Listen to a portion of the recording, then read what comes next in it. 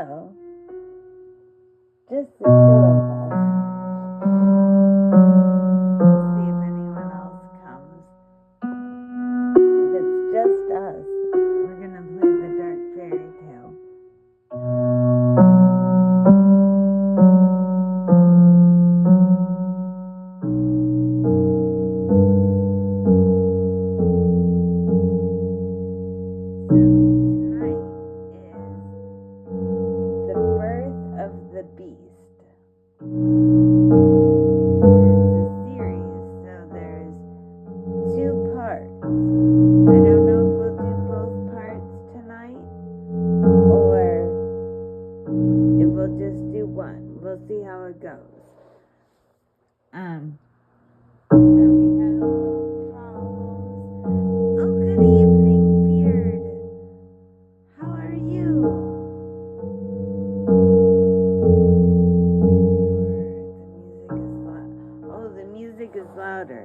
Thank you so much for telling me.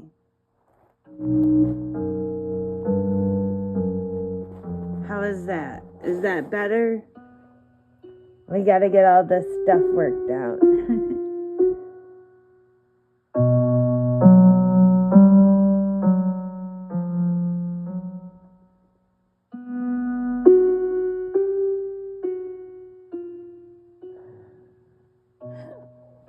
I turned the music down. That's way better? Okay, fantastic.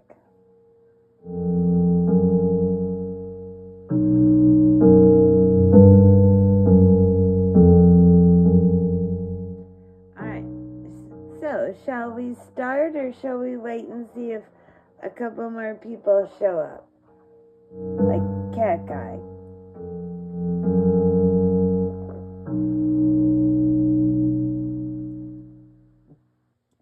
Oh, so I moved the chat box to the top. Is that better for you guys? Is it not doubling up now?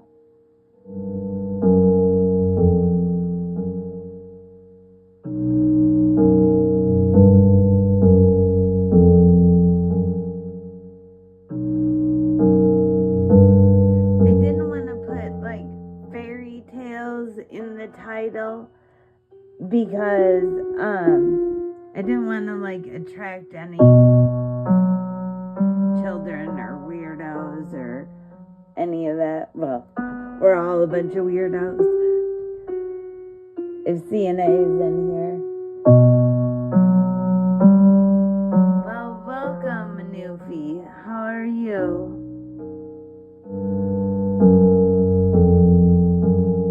Are you gonna play nice in the sandbox? Or I should say in the forest.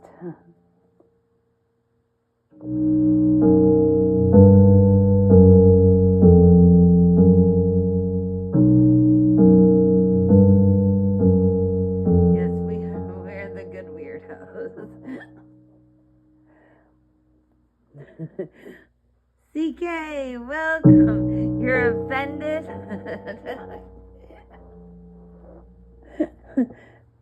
You're always offended. No, Newfie, you're not in your forest. You're in my forest this evening. So, play nice or you're gonna be put in the fucking corner.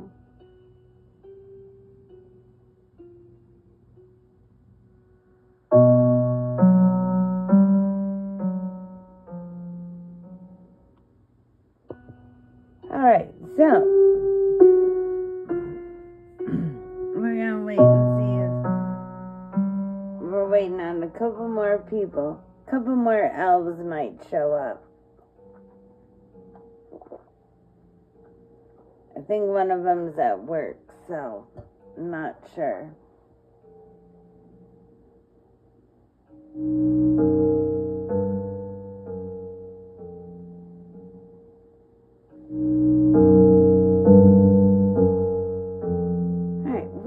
So, like I was saying, Newfie, now there's some fucking dumb shit to say. Are you in a fucking ant forest? Because if you're in an ant forest, then you can get the fuck out of here.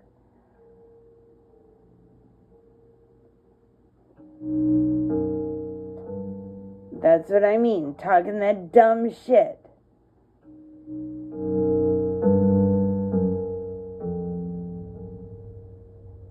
So, like I was saying, so Cat Guy wasn't able to edit out the commercials because of some technical bullshit that we couldn't figure out. So you'll have to excuse a little bit of commercials when they start. But here we go. The Birth of the Beast.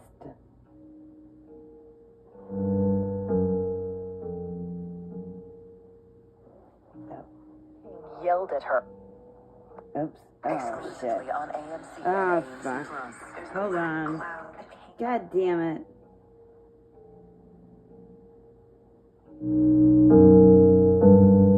Probably put me all the way back through all the fucking commercials. I had it all lined up. And then, of course, I hit the wrong fucking button.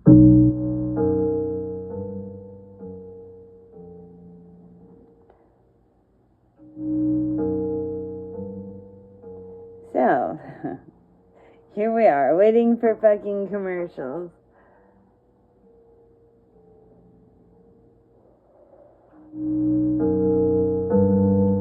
And I think there's like 3 of them. I think we have 1 more to go.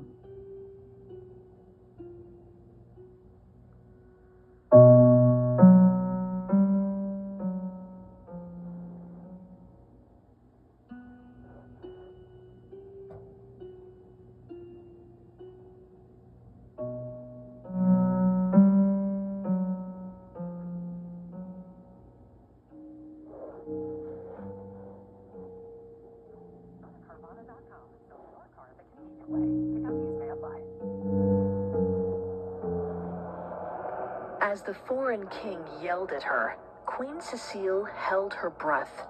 She was getting used to angry kings and disappointed princesses. In her youth, she would have hated the diplomatic consequences. But now, well, she took a deep breath.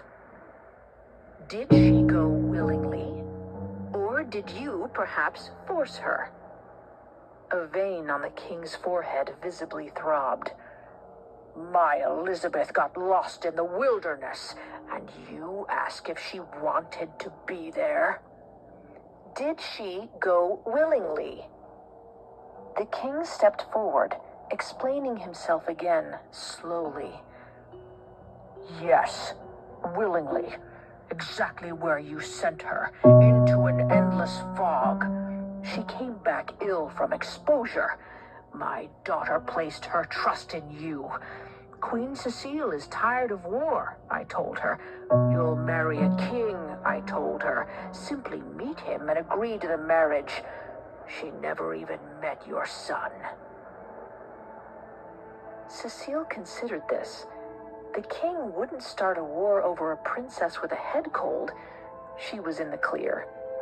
The king continued ranting. I heard others embarked on the same mission to find a prince in a castle made of fog, and found nothing. Is this some elaborate joke? Are you poisoning all the eligible princesses? Trying to weaken other kingdoms and prevent another 15-year war? That was a good idea. Cecile wished she'd thought of it. No, she firmly replied. The foreign king turned in a huff. King Adam, wherever he is, has no chance of marrying my Elizabeth. With that, he left. All Cecile wanted was to save her cursed son. But yet again, she'd failed him.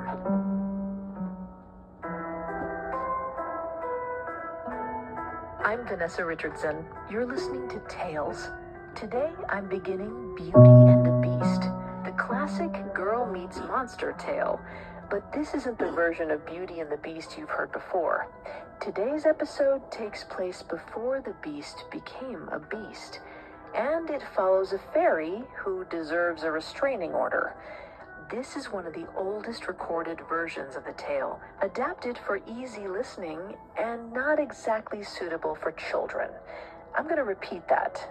Most fairy tales were not originally suitable for children, and Beauty and the Beast is no exception. The tales on this podcast are dark, sometimes scary, and full of adult themes. As a warning, the original story of Beauty and the Beast features kidnapping, attempted murder, attempted suicide, and a character who preys on a child. Please exercise caution for children under 13. If you want to hear more tales, you can find episodes on your favorite podcast directory. A new episode will release every other Saturday, so if you enjoy it, subscribe. Before we get back into the story, here's some background. Beauty and the Beast is one of those archetypal tales that appears in cultures around the world. However, the French version is the most widespread and recognizable in modern pop culture, so we're presenting the oldest known version of that tale, La Belle et la Bête. It comes from oral tradition and is likely centuries older than its first written record, a story written by Madame de Villeneuve in 1740. This documentation of La Belle et la Bête was aimed at adult readers and is over 100 pages long. In 1756, de Villeneuve's version was adapted by Madame de Beaumont, and then again in 1889 by Andrew Lang. These abridgments spread globally, leading to standalone children's books, TV shows, and of course, blockbuster Disney movies. When most people today think Beauty and the Beast, they think of a watered-down and simplified version of La Belle et la Bête. We're presenting a not-so-watered-down, not-so-simplified version. Today's episode starts at the beginning, with the tale of how the Beast was cursed. Now, the Disney film version does feature this fairy curse, but in the original tale, the fairy's motives for cursing the Beast are much less G-rated. It turns out that this tale of true love would never have happened if it weren't for an evil fairy who couldn't control her lust for mortal men. Long before her son was cursed, Queen Cecile was having the worst day of her life. Her husband, King Louis, had come home from the hunt with a spear in his back, and the wound was infected. He'd been bedridden for weeks. Every day, King Louis spoke less, ate less, and had less interest in feeling the kicks of the baby in Cecile's womb. This morning, the king began vomiting blood. Cecile doubted her husband would see the sunset. She prayed and wished, hoping a good fairy might come to save her husband and save their kingdom. But for all of Cecile's wishes and hopes, no fairy came. Her husband died. The next morning, Cecile gave birth to a son, premature from the trauma of losing her husband, but healthy. As Cecile lied in her bed, exhausted, covered in bodily fluids, and nursing her newborn, the fairy finally appeared. Of course, the fairy waited until now. Cecile hurriedly wiped snot from her nose. The fairy introduced herself as Belladonna. Belladonna's gray, cobwebbed hair swept the floor and gave her the appearance of being perpetually trapped in a spider web. Every part of the fairy sagged, even her voice. "I thought I might help you. You're looking tragic." Cecile began to apologize, but the fairy cut her off. "I'm here for the boy. I'll help with the child's education.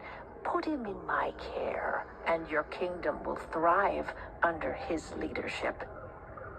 Cecile was flattered and disturbed by the fairy's offer. No way in hell was she giving up her son.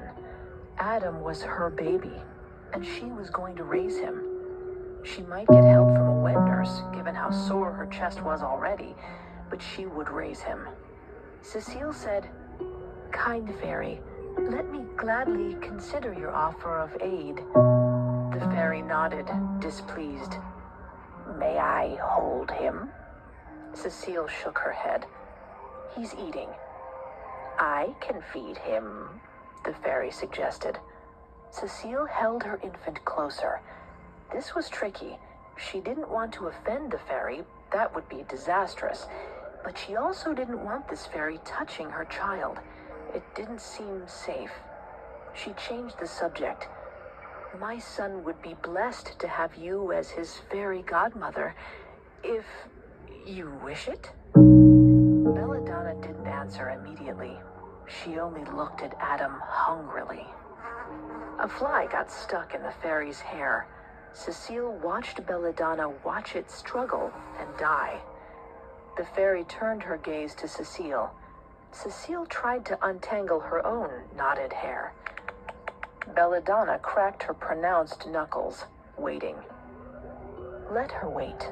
I'm the queen, Cecile thought. After a tense minute, Cecile suggested the fairy stay here at the palace and help raise the king within the capital. The fairy agreed, hovering over the infant. She hovered over him for 3 years. Cecile found she had to hold her baby nearly constantly, or catch Belladonna squeezing and caressing him. Sometimes Cecile caught Belladonna's uncanny, predatory eyes raising Adam, and all she could hope was that the look didn't penetrate his skin. Everything changed when a neighboring kingdom attacked. Suddenly, they were at war. Cecile had to lead the troops herself. Her toddler son couldn't do it, and wars weren't won without the crown on the front lines. There was no other option. Belladonna convinced Cecile to leave the young king in her care. It was too dangerous to bring a child to the battlefield. Cecile kissed her son goodbye and mounted her horse. In the back of her mind, she wondered if the fairy had anything to do with the impending war. It seemed the trumpets blared. Her duty called.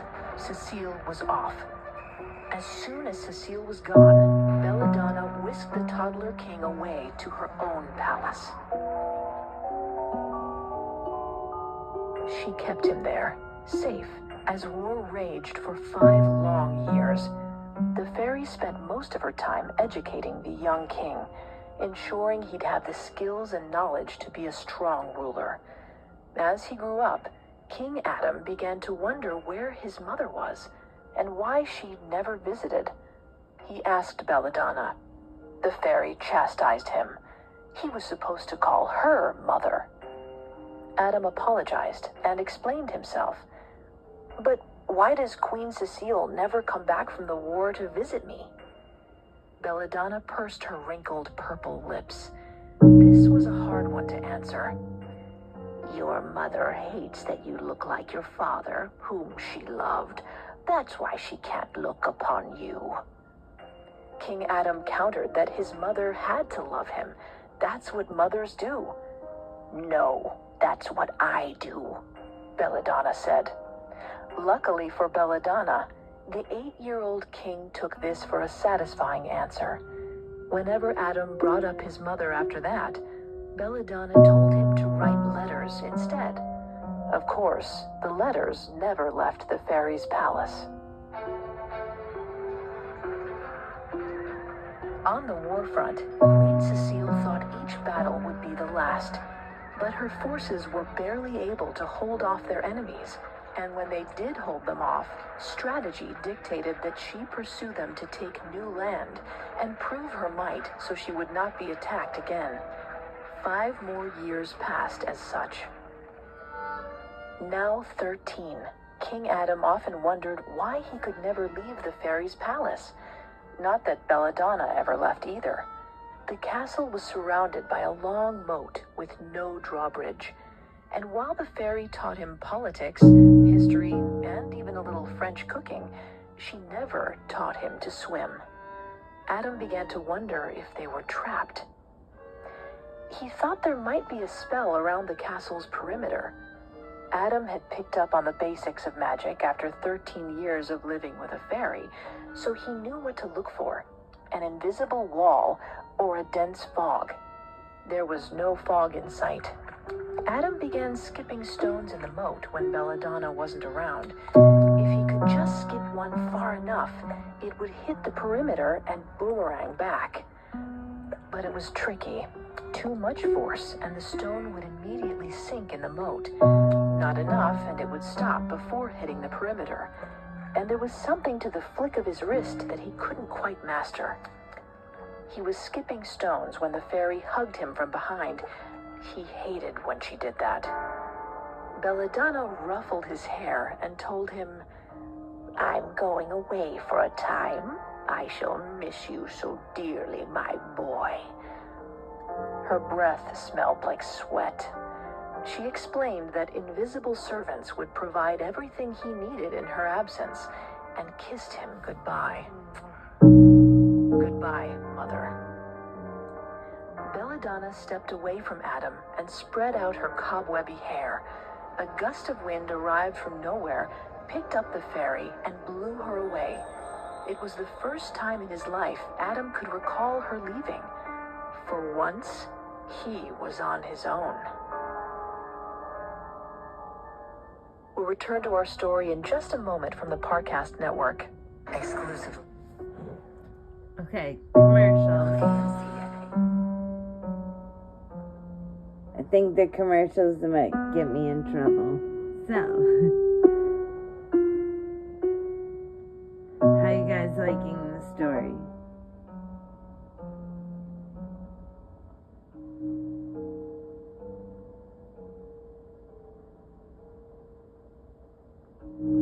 I've never heard this story before. Have any of you?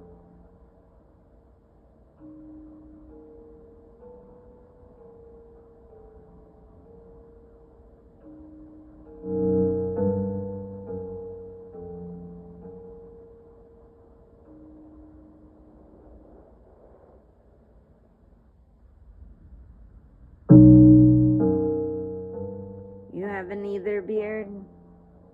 Maven probably has. Oh no, Maven hasn't either? Now the story continues. 3 years passed. Neither the fairy Belladonna nor Queen Cecile returned for Adam.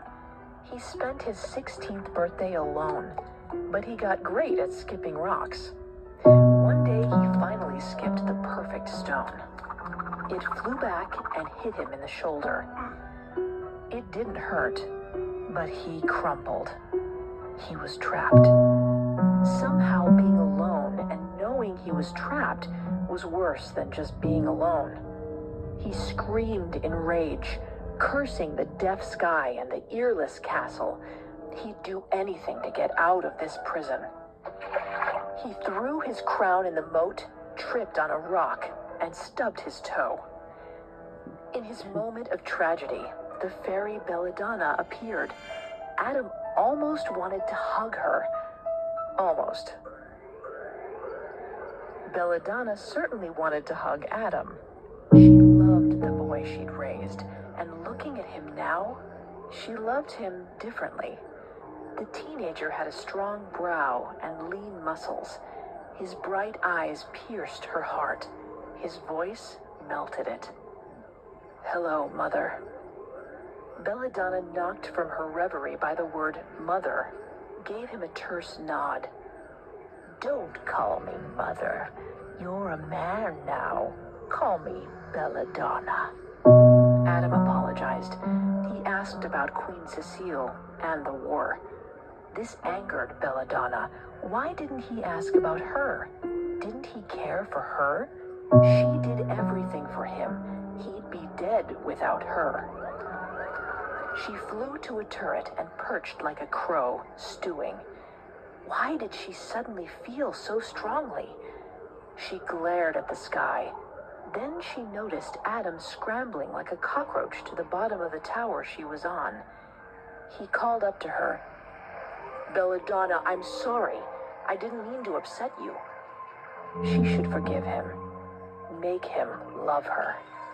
She jumped down, long hair splaying out like a parachute, slowing her fall. She hoped Adam would catch her and hold her close, but he stepped aside. Belladonna landed and explained herself.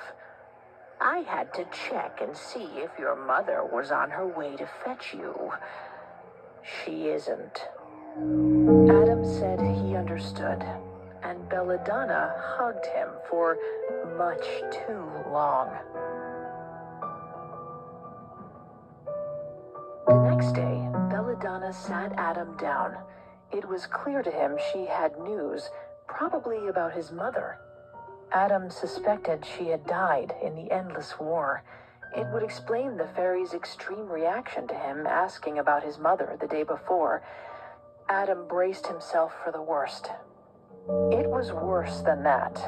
Belladonna wanted to marry him. Who wouldn't want a powerful and wise fairy for a bride? You're lucky the ideal companion and advisor has been right here the whole time. The words swam around Adam's head. This ugly, ancient creature wanted to marry him? He was barely grown, and even though he'd never met a girl his age, he knew from books that they were supposed to be attractive, or at least his own age and species. His book spoke of married partners having animated conversations, equaling each other in virtue, and growing old together. Belladonna had already grown old, long before Adam knew her. He sucked his teeth, thinking. Belladonna tapped her two long yellow nails on the side of her chair, waiting. Adam had to say something. Much like his mother before him, Adam felt trapped by the fairy's offer. He couldn't say no outright. That would offend the fairy, and if history told him anything, an offended fairy was a dangerous fairy.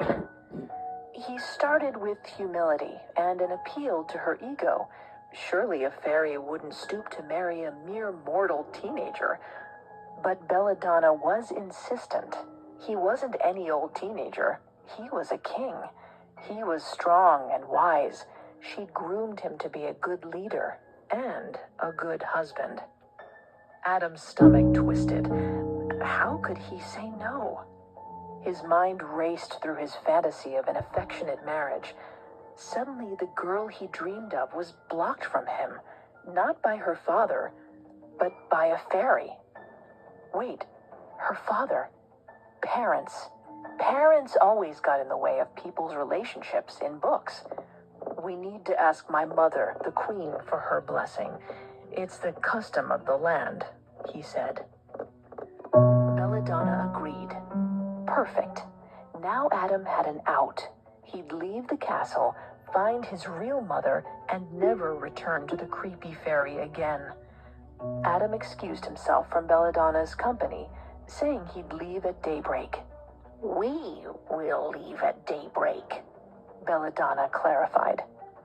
Belladonna would let Adam leave the palace on one condition, that they speak to his mother together. They found Cecile right where she'd been for the past 13 years, on the battlefield. While most people saw pain and despair on the battlefield, which was now filled with young men whose fathers had died fighting the very same war, Adam saw an opportunity. He could use the war to stall. The longer he fought, the longer he could wait to ask his mother for permission to marry Belladonna. He could probably draw this war out for 8-9 more years. It was a selfish move, but Adam didn't have a normal amount of empathy. He'd only known the predatory, capricious fairy who raised him and now wanted to be his wife. Adam proposed he join the fight. Cecile and Belladonna both protested, but Adam insisted. He was the king, after all, so he led his kingdom's army to battle. Unfortunately, 16-year-old Adam had never fought a war. or even a battle before, and it didn't go according to his plan. The return of the missing king inspired the troops. They fought harder than ever and hung on his every command. Enemy after enemy was cut down. They gained ground like a river in monsoon season. The enemy surrendered. The war was over, and it had only been a few weeks. His kingdom and his mother rejoiced, but Adam was devastated. He'd hoped the war would go for another decade. How could he get out of marrying the decrepit fairy now? He considered his options. The defeated king's daughters had starved to death during a siege, so there was no chance he could marry for a peace alliance. Maybe in the ensuing celebration, Belladonna would forget about him, or meet someone. She was surrounded by strapping young soldiers, many of whom had the genetic diversity you just can't find in a royal bloodline, and were, to be blunt, much better looking than Adam. Maybe being just a little bit inbred would save him. But as Belladonna helped him out of his armor after the treaty signing, her eyes and fingers lingered on his flesh. She healed his wounds with magical kisses. "We still need to speak with your mother," she rasped. Queen Cecile was his only hope. We'll return to our story in just a moment. Exclusively on... Alright, I think this is the last commercial break.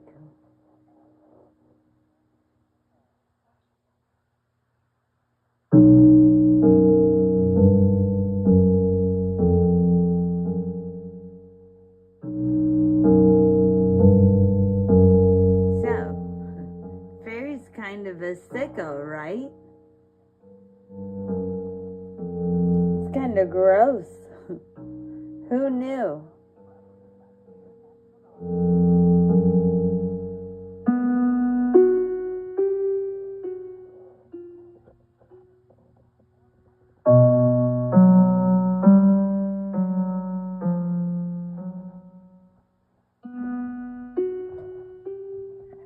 I think we have one more commercial after this one.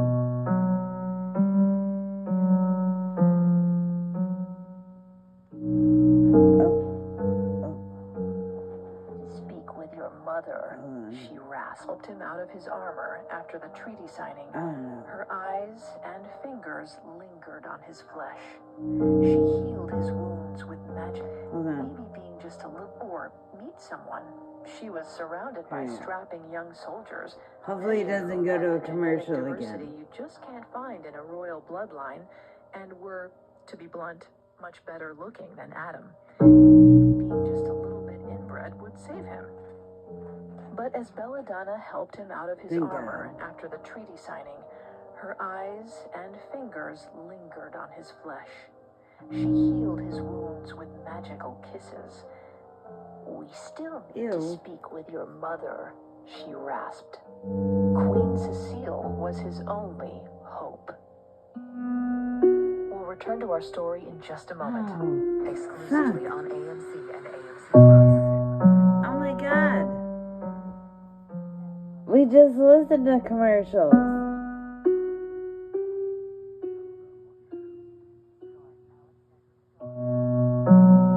Yuck, this fairy is icky.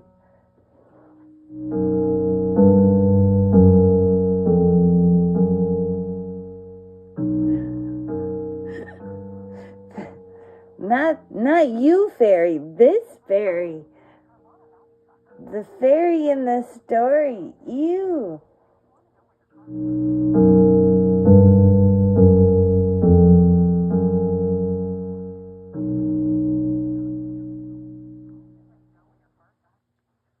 Oh my god. I'm so sorry about these commercials, you guys.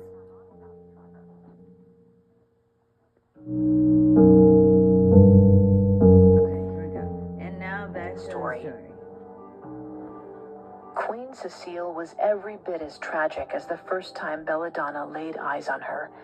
The history of the war was written in the wrinkles on her face and painted in gray and white in her long plaited hair. Her exhaustion would not be helped by the ensuing months of helping her son rule 2 kingdoms he'd barely seen. But a wedding would lift the queen's spirits. Belladonna was sure of it. Belladonna and Adam approached Cecile in the throne room of the countryside summer palace, where Cecile had opted to rest after the war. Belladonna gave her a nod instead of a curtsy, and Cecile grimaced. It was time to ask the queen's blessing. Humans had strange customs, but it was a simple request to please the man she loved. Belladonna took Adam's hand, careful not to scratch him with her long, curling fingernails. She presented their desire for a celestial union. The queen looked somewhere between laughing, crying, and fainting. She said, "You are not suited to him at all. It's absurd. A fairy and a king? A couple must be well matched. You think he could do better than me?" The queen didn't immediately answer. Belladonna met Cecile's eyes, and they confirmed her answer. "You ought to congratulate yourself that your son is so amiable, so desirable, that I chose him. Accept that I have graced you and honored your family, and agree before I change my mind." Belladonna spat. Cecile countered, "Kind fairy, you raised my son from a babe. Surely you can see where he and I might—" "Yes, I raised him. I deserve him. He is mine."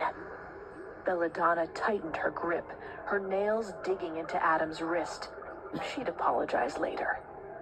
Cecile argued, "If I'm to resign my position to another queen, she must be someone I can bow down before. Humans have never bowed before fairies. It isn't done." Belladonna blasted a looking glass to pieces. She whipped around, pulling Adam behind her, but the king balked. Belladonna looked at him, confused. Adam explained, "We don't have a blessing, and my mother did say a couple should be well matched." At that, Belladonna's heart turned to dust. Curse them. Curse them all. "Why would you think you are better than me? We are both strong. We are both powerful. We are both well-educated." Belladonna stepped towards Adam, considering his aquiline nose, plump lips, and deep brown eyes. To her, these features combined into a face as beautiful as moonlight on snowy evergreens. She saw herself in the shattered looking glass, her face a speckled, wrinkly lump floating in frizzing hair. Belladonna continued as anger rose within her. "There is nothing splitting us except beauty, and beauty fades." In time, Adam would know what it was like to be ugly. In a very short time. In fact, that time was up right now. Belladonna composed herself, then spread her arms wide. "I curse you. I curse your vanity. Become a monster. I curse you with stupidity. You shall be as dumb as a beast. You shall remain so until a young woman who willingly enters your castle, fully confident you will kill her, agrees to marry you." Belladonna had made her point. The queen begged on her knees in front of her. Cecile implored Belladonna to punish her instead, turn her into a monster, just release her son from the curse. Belladonna told the queen to get up off the ground. Humans didn't bow before fairies, remember? In a gust of wind, Belladonna vanished. Adam writhed on the floor, struggling to feel his newly grown tusks with his oversized paws. He saw himself in the shattered looking glass and screamed. So much for not offending the fairy. Cecile and Adam fell into utter despair. There was no way forward, no going on. Nothing mattered. They didn't care about their kingdom, which still celebrated Adam's victory and the end of the war. With her husband and son both lost to her, Cecile found a sword and raised it above her chest.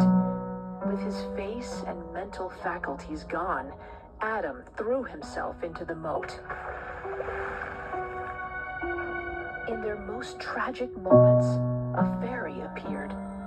This fairy, Delphine, saw the escalating dual suicide attempts and saved their lives. She chained the mother and son up in the dungeon for their own safety and asked why they were ready to end their lives. Cecile told the tale, since Adam was having trouble stringing together sentences. Delphine, unfortunately, was unable to undo the curse of a fairy much older and more powerful than her, but thought perhaps she might aid them in breaking it. Delphine meditated. "You must keep it a secret," Delphine declared. Cecile cried that all the Summer Palace servants knew of the curse by now. Most of them had overheard Belladonna's screeching utterance, seen the monster king jump into the moat, or heard gossip that the queen had lost her mind. Delphine nodded. "Just one moment." Delphine flew throughout the castle, turning each and every servant into a statue.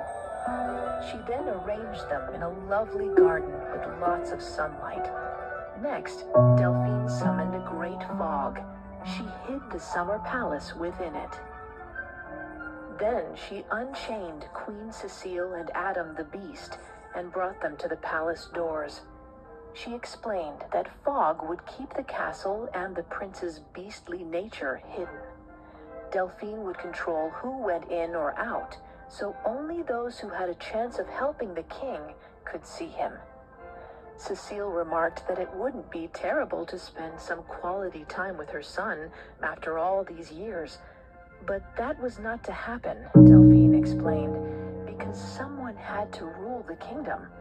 Cecile was to return to the capital, where she would tell everyone her son was continuing to study with the fairy Belladonna.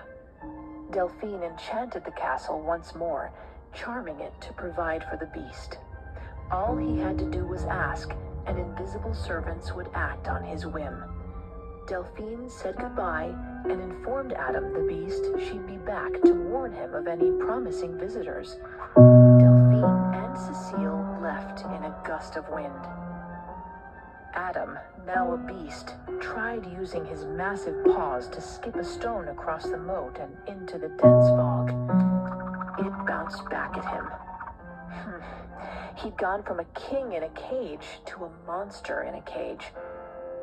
All he could do was wait.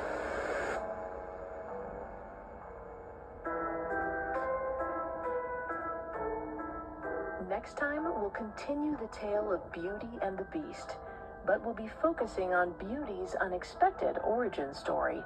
And Belladonna? Well, we haven't seen the last of her. Thanks for listening to Tales. If you want to listen to more tales, you can find us and subscribe on your favorite podcast directory, or listen on parcast.com. If you enjoyed the show, we'd truly appreciate a 5-star review. And if you didn't enjoy the show...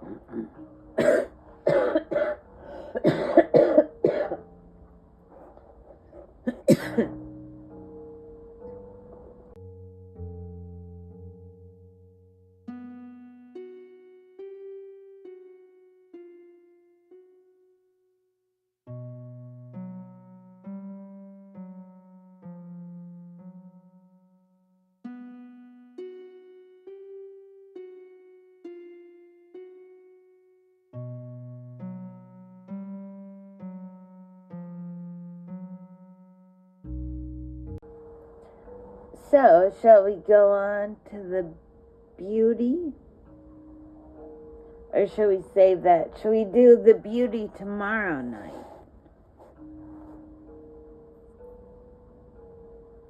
We can do birds in the morning and dark fairy tales at night.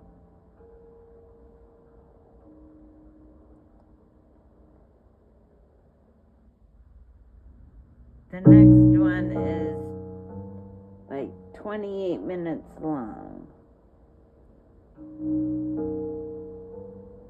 The Birth of the Beauty.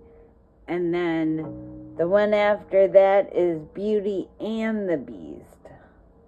Save it for tomorrow? Alright, we'll save it for tomorrow night.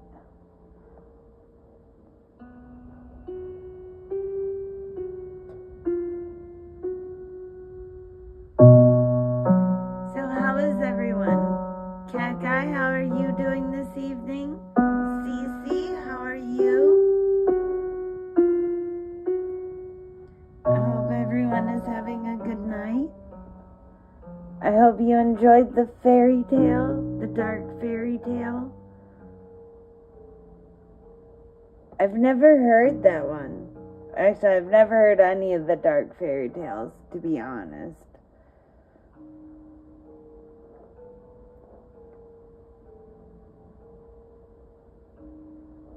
The fairy was kind of a sicko. Kind of weird. Not gonna lie. I wonder what she has to do in the birth of the beauty. Because we don't hear the end of her.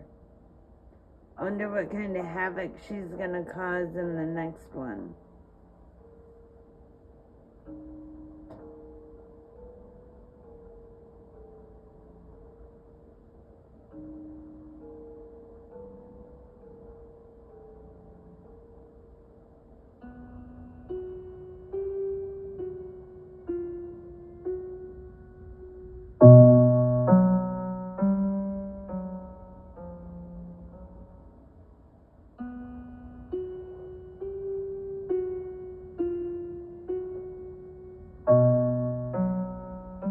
You're changing your name now?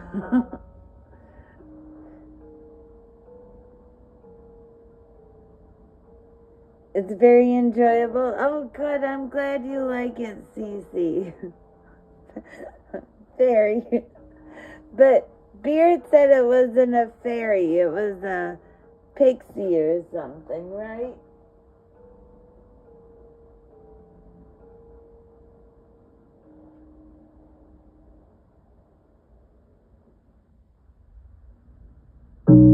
Yes. It's not a fairy. It's a pixie.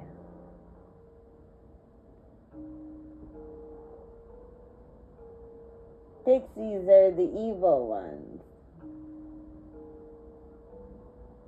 And you're not an evil one. Unless somebody makes you. Because I'm sure we all, we all have the little evil side to us.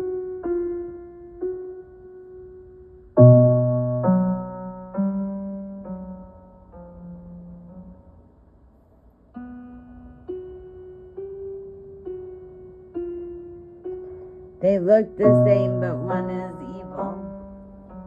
Well, how do you know the difference, Beard?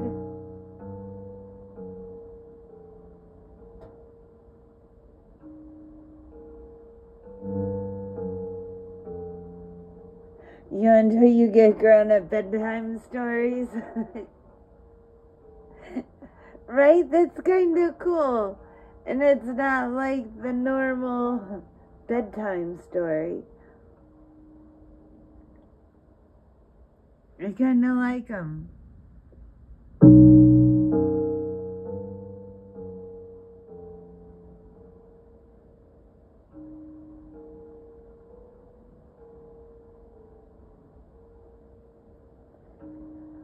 Well, we have a couple more minutes left. I'm going to end at the hour mark.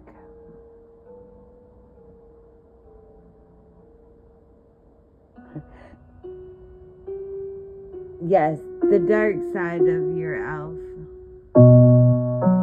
Well, you all are my dark side.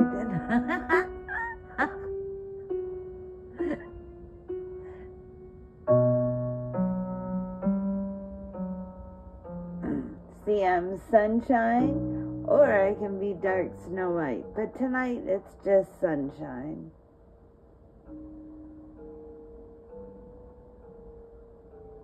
And that's what it is most of the time.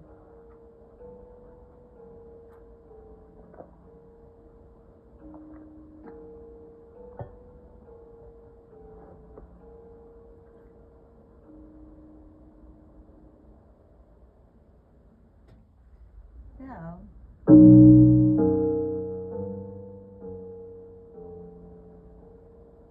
Beard's dark side is his better half. Fairy agrees.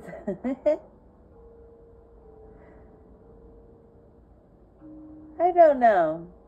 I don't know if I want to see Beard's dark side.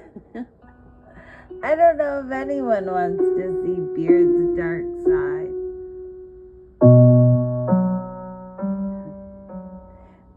I think he's meaning like better half, as in like, you know, your spouse is your better half. That's his better half, the dark side.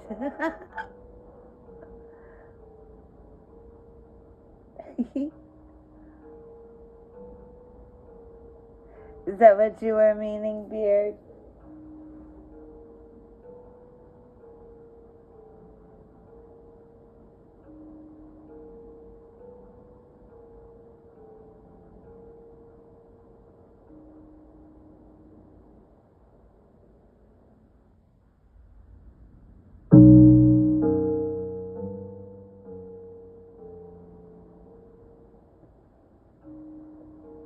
Oh, you never said that. No, I'm not meaning like you have a spouse.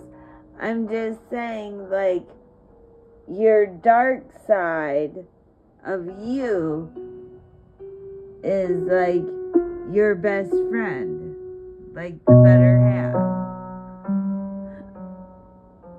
The twisted side.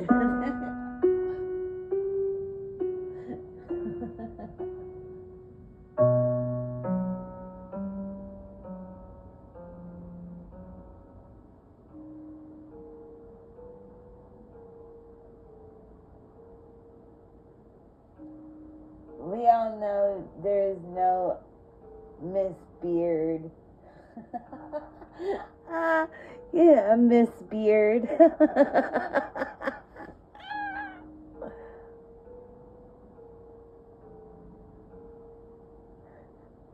It can be useful. Yes, our dark sides are usually useful. Well, hopefully. I mean, there are some people that have dark sides and theirs are just pure evil. We don't have pure evil dark sides.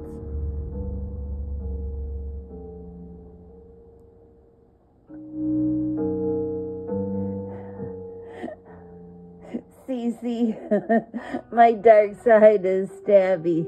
It's a Sicilian in me.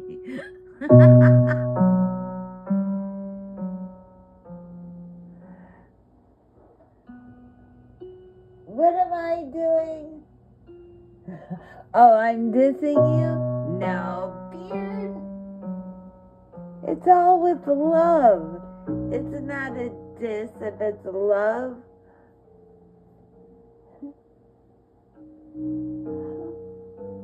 Fairy, you said you weren't gonna tell the other elves.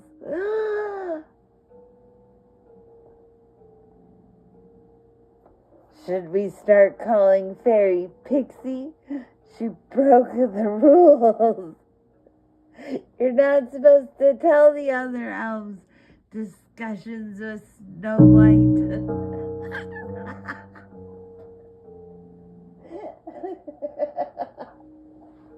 Oh, he needed support. Oh, so that's how it works with the elves. I see.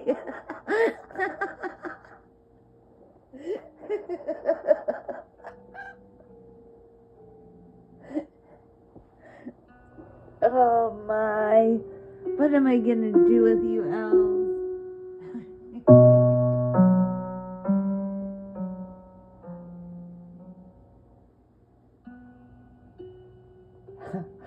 Oh, Beard. You cry every night.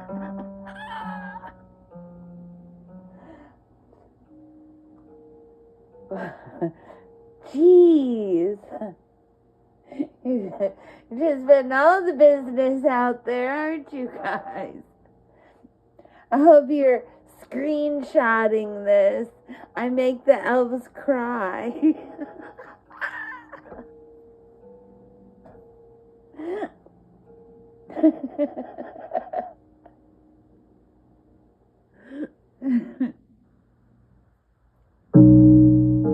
Better be careful, Beard. I'll stick Cece on you. She's close.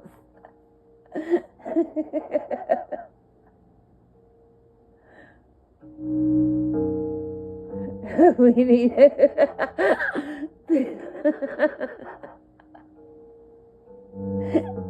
AA for support group for elves.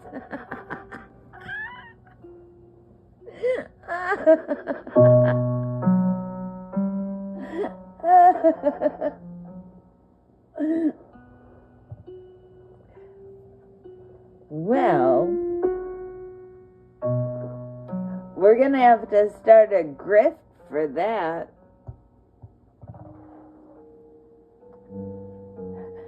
I need to start grifting for therapy for my elves.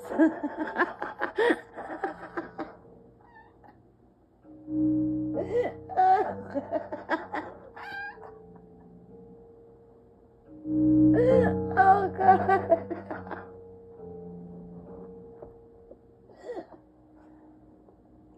Maybe we can find a therapist in one of these chats and lure him into the forest and not let him out.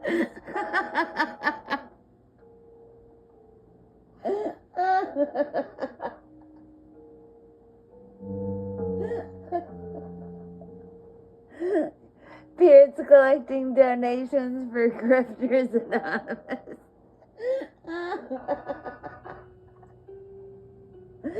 They teach you how to turn off YouTube. Is there 12 steps for it?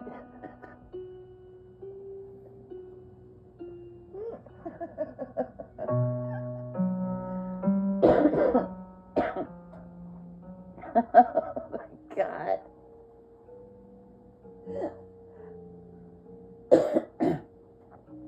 Oh, there's 25 steps? Well, hell, that's not gonna work for them grifters. It's gotta be something simple and easy. Shit, remember they can't spell? You expect them to be able to count to 25?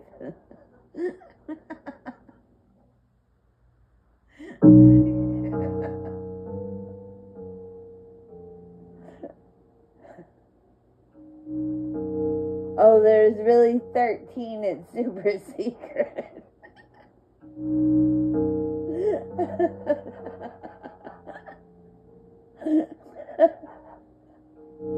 Turned out just to be one. Turn off the computer, dumbass.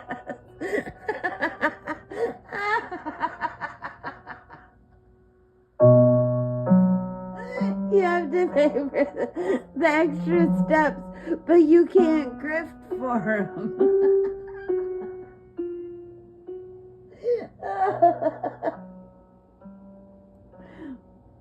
You have to actually get a job and get money.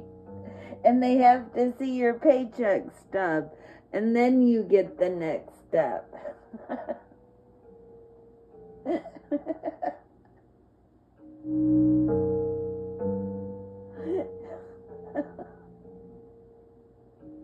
Oh God, no, it sounds like some Scientology cult.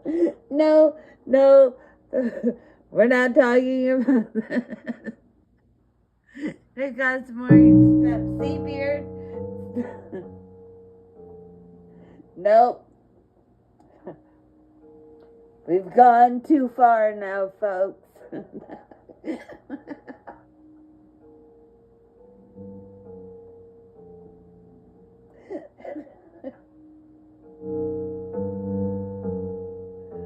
What do you...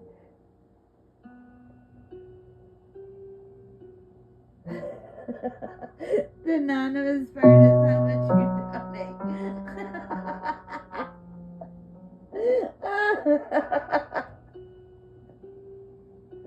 Oh, Big Chief, welcome. Good evening, my friend. How are you?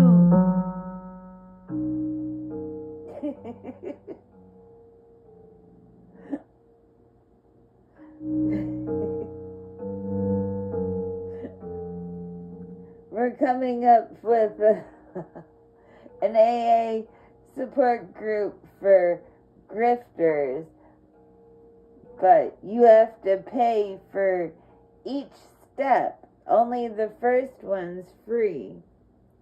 And the anonymous part is how much you have to pay for each step. And you have to have a paycheck stub from like an actual job to get the next step. You can't grift for it. You actually have to go out and work for it.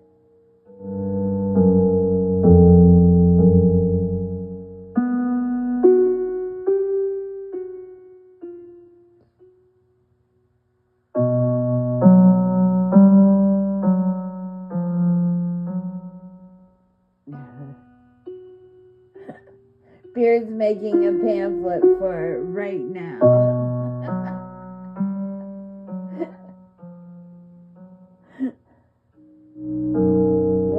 When we're done creating this pamphlet, it will be on my community page for people to download for an anonymous donation.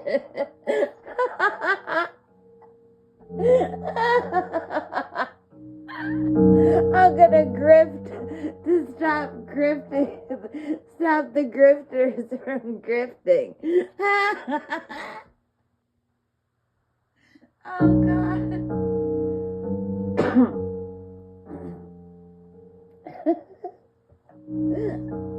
That's so funny.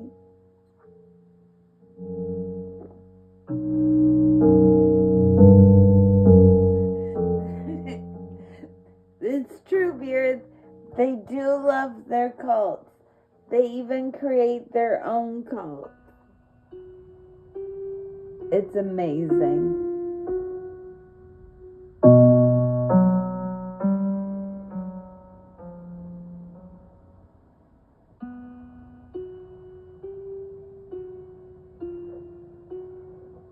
Well, I've gone a little past my hour.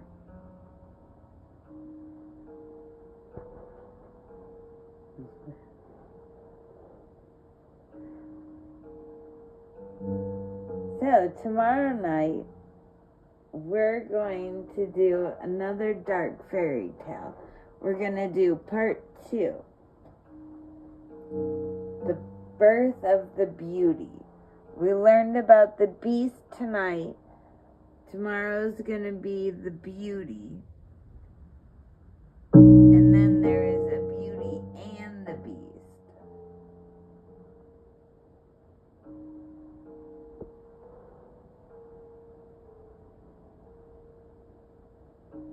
So, hopefully Saturday night we can do the third one.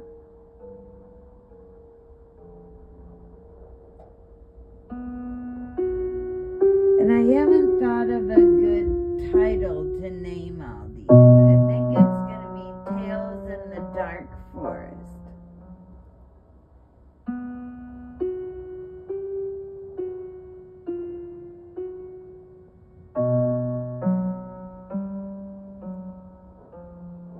But they're going to be at night, and we're going to do birds in the morning, hopefully if I'm not busy. And then we'll do dark fairy tales at night. So, I would love to thank everybody for coming tonight and joining us in the forest. It was a lot of fun.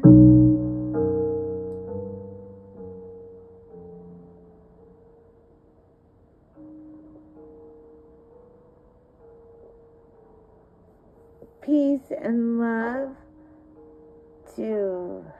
What are you guys talking about?